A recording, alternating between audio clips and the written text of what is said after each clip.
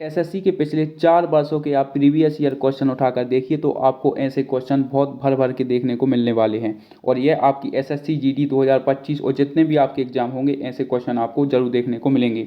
और मैं आप 3 टाइप आपको बताने वाला हूँ, मतलब इसके 3 टाइप के आपके क्वेश्चन पेपर में बनते हैं और वो इस सीरीज में हम पूरे कंप्लीट कर देंगे। मतलब मैं आपको 3 टाइप के क्वेश्चन कराने वाला हूँ और वो भी आप 5 सेकंड में सॉल्व करेंगे। मैं आपको ऐसा तरीका बताऊंगा और ऐसा तरीका कोई अलग से नहीं है, ये फॉर्मूला ही है। जैसे कि आपने पढ़ा होगा साधारण ब्याज बराबर क्या होता है, तो वो होता है मूलधन गुणा दर गुणा समय होता है, ठीक है, और बटे में आपका 100 होता है। तो उसी के आधार पर मैं आपको 5 सेकंड में सॉल्व करके बताऊंगा, ठीक है। तो पूरा सेशन आप लास्ट तक जरूर देखें, इसमें हम 3 टाइप के क्वेश्चन करने वाले हैं।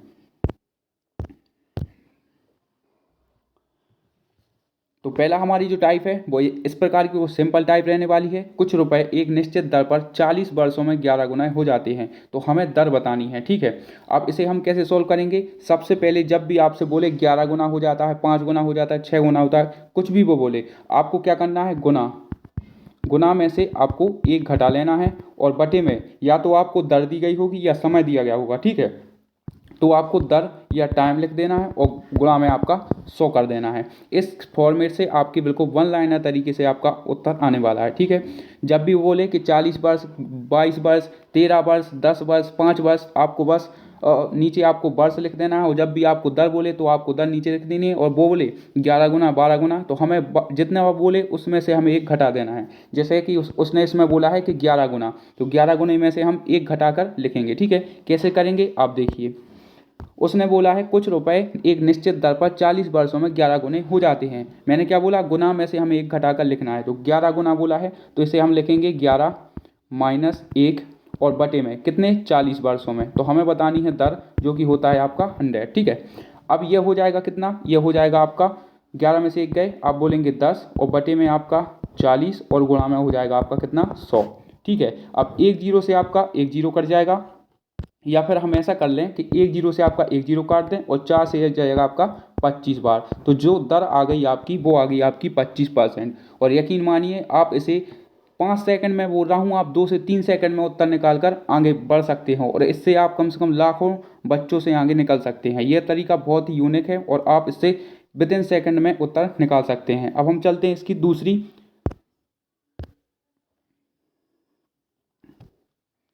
दूसरी टाइप पर।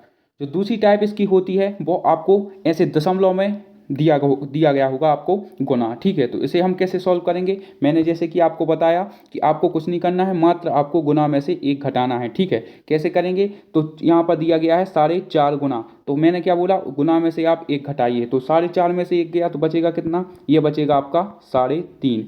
और कितने वर्षों में? 7 वर्षों में। तो आपसे दर पूछी है, गुणा में आप 100 लगा दीजिए, ठीक है। अब एक दशमलव के बाद यहाँ पर जीरो लग जाएगा, ठीक है। अब 7 एक जीरो से आप एक जीरो काट दिए, 7 से जाएगा ये आपका 5 बार, तो जो आपकी दर निकल कर आ गई वो आ गई 50%, ठीक है। मैं आपको एक बार फिर समझा देता हूँ। जब भी वो बोले आपको गुना में से एक घटा लेना है, ठीक है, तो यहाँ पर आ जाएगा आपका 3.5, 4.5 में से एक गया तो बचेगा आपका 3.5 और बटे में आपका 7 है और गुणा में आपका 100 है, ठीक है।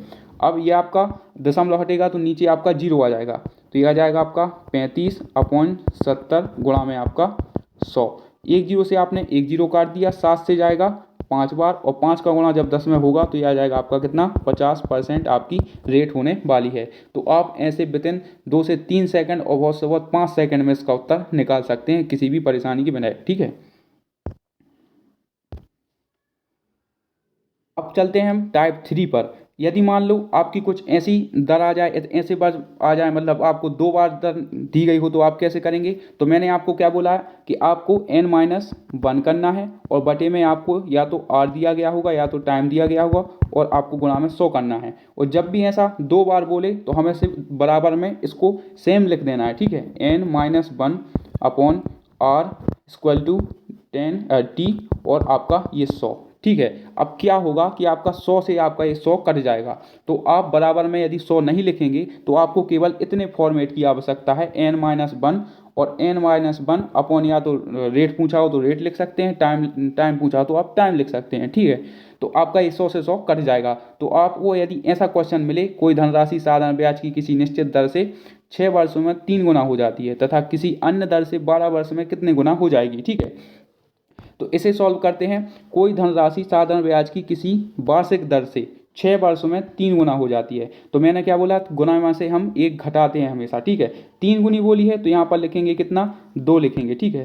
3 बोला है तो हम 2 लिखेंगे, यह आ जाएगा आपका 2, और कितने वर्षों में, 6 वर्षों में, ठीक है। अब आपको 100 नहीं लगाना है, क्योंकि चलो ठीक है लगा देता हूँ, अभी कट जाएंगे, ठीक है।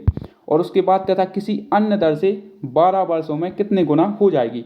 तो यहाँ पर हमें 12 वर्ष दिए हैं, बस हमें यहाँ पर n-1 का मान निकालना है, और ये आपका गुणा में ये आपका 100 रहेगा।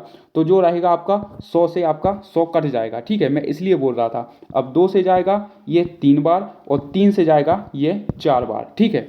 अब 4 की तिर्यक गुणा यहाँ होगी और n-1 की तिर्यक गुणा यहाँ होगी। तो क्या सिचुएशन बनेगी, ये बनेगी आपकी n-1 बराबर में आ जाएगा आपका 4।